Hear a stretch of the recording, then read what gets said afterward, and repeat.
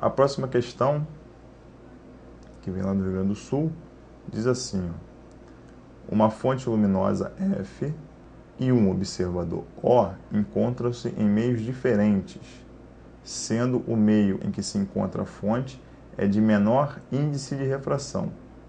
Dos raios luminosos mostrados na figura, o que melhor descreve a trajetória da luz desde F até O é o que passa por... Então veja bem, você vai ter aí a fonte de luz F e o observador O.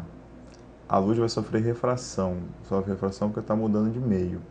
E no enunciado diz lá claramente que o meio que se encontra a fonte de luz tem um índice de refração menor. Índice de refração menor significa que é um meio menos refringente. A gente tem que lembrar da regra de refração. Quando a luz passa de um meio mais refringente para um meio menos refringente, o ângulo aumenta. Quando ele passa de um meio menos refringente para um meio mais refringente, o ângulo diminui. Então você vai observar das figuras, dos raios na figura, o que melhor representa. Não é o raio A, porque o raio A está incidindo perpendicularmente. Todo raio que incide perpendicular é refratado perpendicular. Pelo mesmo motivo, não é o raio E, que está refratado perpendicularmente. Para ele ser refratado perpendicularmente, ele deveria estar entrando perpendicularmente à superfície de separação, ou formando o ângulo zero com a normal.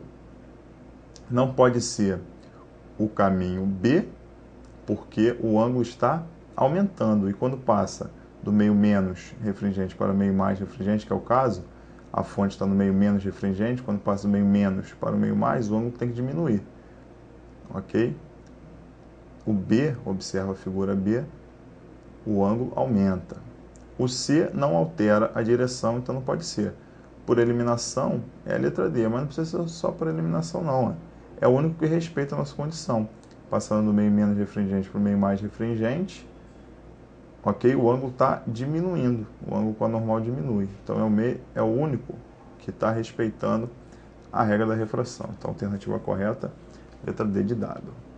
A próxima questão diz assim: ó, no interior de um tanque de água, uma bolha de ar B é iluminada por uma lanterna também imersa na água, conforme mostra a figura abaixo. Então, está aí a figura, a bolha de ar e uma lanterna. A trajetória de dois raios luminosos paralelos que incidem na bolha está melhor ilustrada em... Olha só, a bolha aí vai funcionar como uma lente divergente. Você vai, olha a figura, você vai procurar aí o que está divergindo. É a alternativa letra D. Porque quando a luz passa da água para o ar, ela está passando do meio mais para o meio menos. Então ela tem que, o ângulo tem que diminuir com a normal. Não é isso que a gente viu? Acabou de falar na questão anterior. Quando passa do meio menos para o meio mais, o ângulo diminui. Quando passa do meio mais para o meio menos, o ângulo aumenta. Então aqui o ângulo tem que aumentar.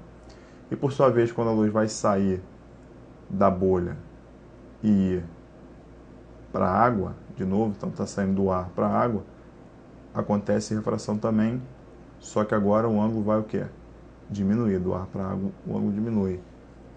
E aí você é levado por essa regra a achar que é letra B, porque olhando o desenho parece que na letra B, primeiro aumenta, depois diminui. Mas na realidade, você tem que estar esperto e traçar a normal.